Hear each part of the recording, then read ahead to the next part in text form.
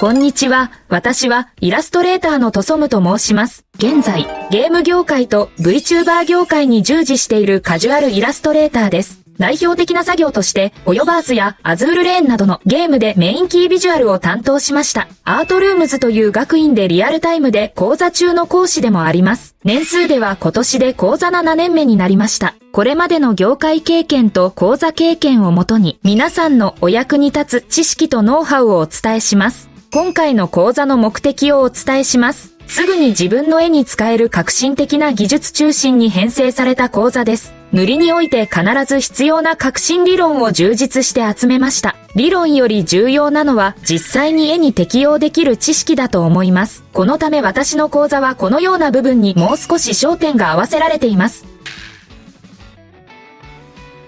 それでは、なぜ塗りを上手にできなければならないのか見ていく時間を持ちましょう。百聞は一見にしかずです。線だけが引かれている状態の絵です。この状態では大まかな形を把握できます。しかし視線を引きつける力がやや弱いです。塗りが完了したバージョンをご覧ください。各形態がより明瞭に区別され、全体の雰囲気がはるかに直感的に伝わります。絵において最も視覚的に大きな影響を与えるのは他でもない塗りです。塗りが上手か下手かによってイラストの最終的なクオリティが決まります。では、ドローイングと塗りのうちどちらがより重要でしょうか？ドローイングと塗りはどちらも重要ですが、実質的な影響力がより大きいのは塗りです。塗りスキルの不足はドローイングでカバーできません。ドローイングが物足りなくても塗りでカバーして成果物が素晴らしく仕上がるケースは非常に多いです。しかしドローイングをどれだけ上手にできても塗りがいまいちなら最終的な成果物が完成品のように見えなくなります。心配しないでください。塗りは正しい方法と体系さえ身につければ早い成長が十分に可能な分野ですから。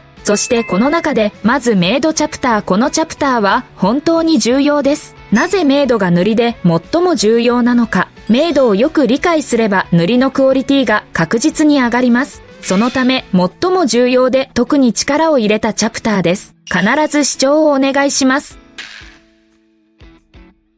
こんにちは、皆さん。今回は塗りで最も重要なメイドについて学びます。なぜメイドが塗りで最も重要なのか疑問に思う方もいるでしょう。まずメイドの概念を簡単に確認しましょう。色は大きく3つの要素に分けられます。色相、彩度、明度が色の3つ要素です。1つ目は色相です。一般的に私たちが色と呼ぶものを指します。赤、青、緑のような様々なスペクトルの色合いを色相と言います。次に彩度は色の純粋な度合いと考えてください。色の純度が高いほど彩度が高く、純度が低いほど彩度が低いと言います。次に今回扱う明度ですが、明度は色の明るさと暗さの度合いを意味します。明度が高いといえば色が明るい、明度が低いといえば色が暗いと考えてください。塗りにおける重要度は明度が最も高いです。その次が彩度、最後が色調です。では、なぜ明度が塗りで最も重要なのでしょうか。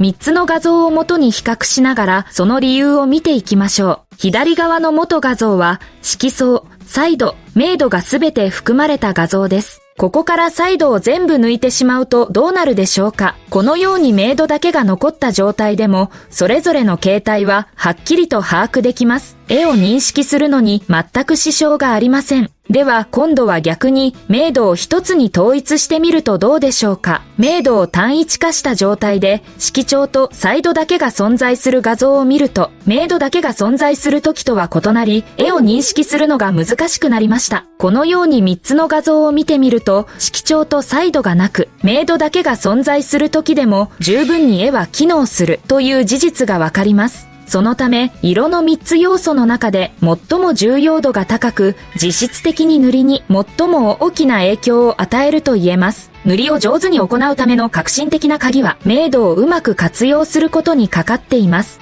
明度はカラースライダーを基準に0から100まで広範囲な数値のスペクトラムを持っています。そのため複雑な明度を簡単に扱うためには単純化が必要ですが、明度を全5段階に分け、最も明るいものを1番明度、最も暗いものを5番明度と呼ぶ予定です。黒色に近い色たちは5番だと見ていただければ良いです。正確な数値を知りたい場合は、各カラースライダー基準で 20% 間隔で変化すると考えていただいても構いません。塗りがうまくできた絵は、基本的に明度配分自体を計画的に進める場合が多いです。1番から5番までの明度を適材適所に活用すれば、効果的に塗りクオリティを高めることができます。言葉だけで説明すると理解しにくいでしょう。絵を見ながら明度を読む時間を持ちます。まず、配色明度を読んでみましょう。明度を読むときは、色調と彩度が邪魔になる可能性があるので、白黒に転換して読むことをお勧めします。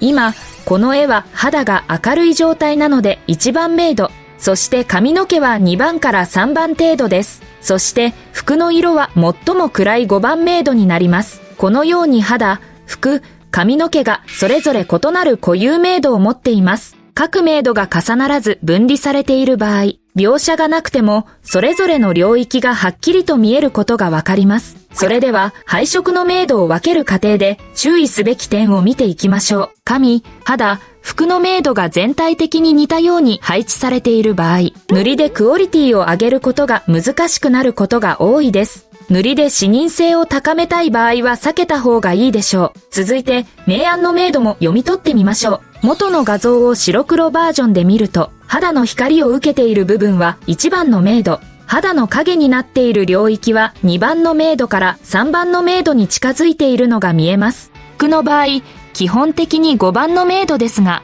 光を受けている部分は3番の明度になっています。髪のハイライトは1番の明度、光を受けている部分は全体的に2番の明度を保っています。髪の影の領域は4番の明度で、髪は素材の特性により、ハイライトと艶やかな質感の描写をしました。これにより、他の部分よりはるかに多様な明度の幅を持つようになりました。特に、絵の中の主題部の領域ほど、最も広い明度スペクトルが存在するのですが、この絵の主題部は、当然顔の近くになります。顔の部分を見てみると、目元は5番明度、瞳の描写では3から4番明度が多様に出ています。瞳のハイライトは1番明度、そして近くの髪の毛の多様な明度スペクトラムまで合わさって1から5番まで最も多様な明度スペクトラムが存在しています。このように明度が多様に使われるほど絵のクオリティは上がっていきます。逆にどれだけ描写を多くして密度を高めても明度スペクトラムが狭ければ絵のクオリティを上げるのは難しいです。この点をよく覚えて塗りする際に明度を最優先で進めれば、はるかに良い結果を出すことができます。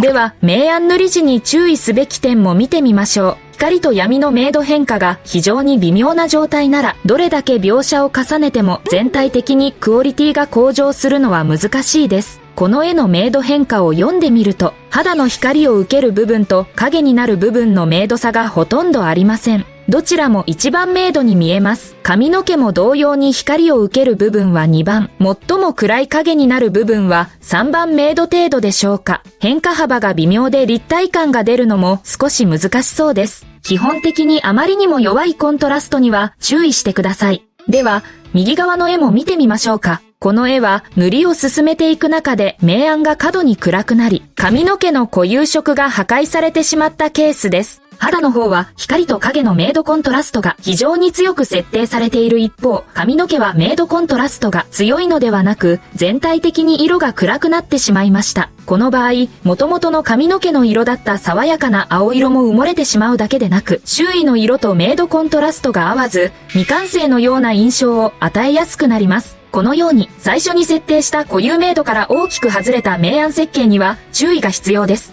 今お伝えした方法はキャラクター強調用イラストを描く際の注意点だと思っていただければと思います。続いて、最もよくある明度に関する間違い2つについて見ていきましょう。1つ目は、キャラクターの明暗を描く際の明度の間違いがあります。先ほど申し上げた通り、背景色と区別がつかないほど明るい色で肌を塗ることです。他の色に比べて、特に塗りが足りないように見えるのが感じられます。特に目元を5番明度の黒色で塗る場合が多いため、肌色が過度に白いと目とのコントラストが過剰に強く見えます。不自然な印象を与えやすくなるので注意が必要です。また、肌に比べて服は光と影の明暗差がほとんどない状態であることも確認できます。このようにほぼ同じ明度が繰り返されると絵の中の密度が低下する原因になります。他の部分は描写された領域が多いのに、服の領域だけ単色に近く、非常に広い範囲が5番です。こうすると、まるで書き足りないように感じられることがあります。この絵は全体的に光による明度差を明確に設計していない絵だと言えます。髪のハイライトも向きに合わせた変化がない状態です。影に隠れている目も光を受ける部分と同じ明度です。正しくは影の中の目ははるかに暗い明度でなければなりません。光の方向ではなく間接的にシルエットの端に両眼の明暗を強調し色が徐々に暗く表現されています。このようなすべてのことが集まって明度バランスが合わない絵になったのです。続いて背景とキャラクターを一緒に描いた時によく起こる明度の間違いを見ていきましょう。この場合は背景とキャラクターの明度が似ていてキャラクターが十分に強調されていない状況です。背景色の明度が1番だとすると周辺にある葉の明度は4番になります。すると周囲の明度が1から4程度と非常に大きな明度対比を持ちますが、重要な主題部であるキャラクターの顔周辺の明度対比を見てみましょう。髪の毛は3番、肌は2番から 2.5 番、背景も3番で全体的に2番から3番程度の明度がほとんどですが、明度対比自体が背景側よりもはるかに弱いです。このような状況では主題部が強調されず明度バランスが合わない絵になります。明度対比が最も高い方がサイド領域のため、主題部ではないところに視線が分散されます。結局明度を誤って使用すると絵は未完成の感じを与え、クオリティを高めることが難しくなります。では今日学んだ明度についての内容をもとに改善する実習を進めてみましょう。この絵は背景のサイド領域にキャラクターよりもはるかに高い明度対比が出ていて、キャラクターが十分に強調されていません。これを改善するためにはキャラクターに最も高い明度対比があるようにしなければなりません。そのために背景のトーンを多少調整する必要があるのですが、キャラクターと重なる領域にキャラクターの色と似た3番トーンが多いので、この領域自体を消して構成を変えます。キャラクター周辺を中心に最大限密度を出します。木の葉の間に入ってくる光や重なる部分の間に生じる形を描いています。キャラクター周辺に最も複雑なシルエットが出るようにしてください。上の方も全体的にトーンが似ているので、ここに穴を開けながら新しいトーンを作ります。すべての部分にトーンを作る必要はありません。しかし過度に単調なトーンで繰り返される部分が多くなると、クオリティの低下につながるため、ある程度変化を作る方がいいです。ここは紙と重なるので、ほとんど抑えます。このようにキャラクターがさっきよりもずっとよく見える状態になりました。しかし、依然として画面のサイド領域にコントラストが過度に高い区間があり、邪魔になっています。したがって、暗い木の葉の位置を移動します。サイド領域にある木の葉はほとんど消します。キャラクターの上に1つか2つ程度だけ存在すれば大丈夫そうです。このようにした後、キャラクターと背景のコントラストを調整する必要があります。現在キャラクターはよく見えますが、背景の明度コントラストが強すぎる状況です。この場合には、色調補正レイヤーオプションから明るさコントラストを選択してください。クリッピングしてください。明るさとコントラストを調整しながらキャラクターがより見やすくなるようにします。キャラクターが暗いので背景をもう少し明るくした方がいいでしょう。色も少し暖色系の雰囲気が出ると良いです。彩度が高くなりすぎる部分があるので少し下げていきます。このようにコントラストを調整すると今度は濁った感じになってしまいます。そのためオーバーレイで全体的なコントラストを調整していきます。すべての部分の彩度が低くコントラストが落ちると絵のクオリティに影響を与えます。適度にコントラストが高い部分を作って引き立たせてください。光がたくさん入ってくる部分はもう少し華やかに明るくしていきます。現在サイドに様々にある不要なトーン領域もある程度統一していきます。主題部ではない場所で不必要に明度コントラストが強くなったりトーンが複雑になることに注意してください。この程度進めるとキャラクターと背景が分離される鮮明な空間が目につくと思います。このような部分には光の滲み効果で華やかに光が入ってくる効果を入れましょう。トーンの変化がはるかに広がり、キャラクターへの集中度が高まります。キャラクター周辺の領域だけにこのような光を入れ、キャラクターから離れる部分には少し弱めに入れてください。このようにすると、背景は全体的にキャラクターを強調するように見えますが、白黒で見てもはるかに強く差が出ます。背景とキャラクターのトーン差が大きくなり、キャラクターの明度スペクトルが広がりました。ここで終わりではありません。キャラクターをもう少し強調することができます。キャラクターの頭の光を強調するために、加算オプションで光を入れることもできます。最も光が多く入りそうな部分、強調されそうな部分に飲み入れることが重要です。そして反射光も表現する必要がありそうです。地面側から反射光が上がってくる場合が多いため、顔の下側に反射光が生じることが多いです。同様に胸の下側にもこのように反射光が生じることがあります。反射光をうまく入れると絵がはるかに立体的に見えます。特にこのような明るい系統の絵では必ず入れてください。そして全体的に色感を統一するためにカラーバランスというオプションを使ってみます。ある程度キャラクターの赤みを再び活かすためにレッドカラーを上げてみます。比較するとキャラクターの肌色が生き生きとしています。オーバーレイを追加してキャラクターの肌を明るくします。このように左の絵を右に変えました。白黒で比較すると右の方が主題部の強調ができています。背景を描く時の失敗は明度対比を間違うことです。キャラクターに強い明度対比を与え、背景は助ける程度にします。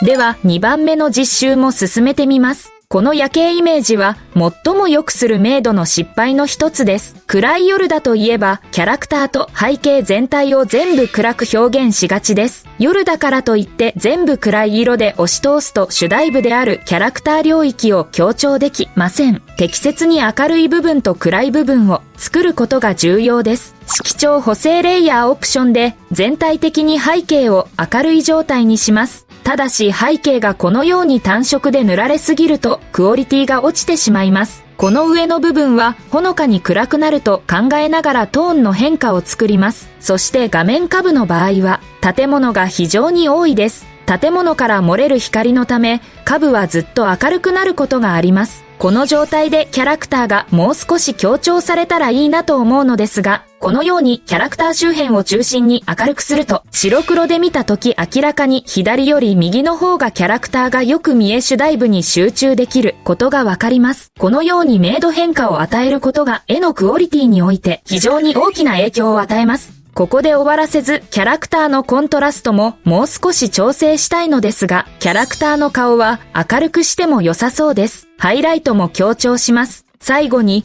全体的な色自体をもう一度明るくしながら、キャラクターとはっきり分離させます。もう少し青々とした夜の雰囲気が出ればいいです。カラーバランスを使用します。シアンとブルー方向に調整して色感を合わせます。そして光を受ける部分にはもう少し暖色の光が入るようにして色のバランスを整えます。このように左側と違ってキャラクターがはるかに目立ち、明度対比がよくあった絵になりました。再び白黒で見ても左側より右側の方がはるかに集中感のあるトーンバランスが取れている様子を確認できます。今回は明度がなぜ重要なのかから明度を簡単に読み取る方法、そして明度の間違いを改善する実習まで進めてみました。今日お伝えした内容をもとに明度を基準に絵を分析しながら勉強してみてください。明度について理解し、明度をよく読み取れるようになると塗りを見る目が完全に変わります。次の講座でお会いしましょう。